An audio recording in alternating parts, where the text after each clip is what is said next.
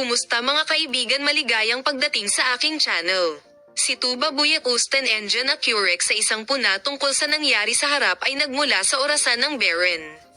Noong nakaraan, ang Tuba Buyakusten na madalas na inihambing sa agenda sa pagitan nila, ang sikat na aktor na siyang agenda ng katahimikan ng sikat na aktor ay gumawa ng maraming pansin.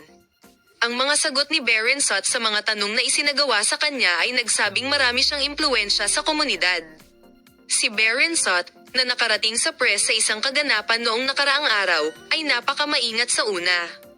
Gayunpaman, hindi siya maaaring manatiling walang malasakit sa patuloy na mga problema ng mga mamamahayag at pinag-uusapan ang tungkol sa Tuba Buyakusten at Engine Accurec.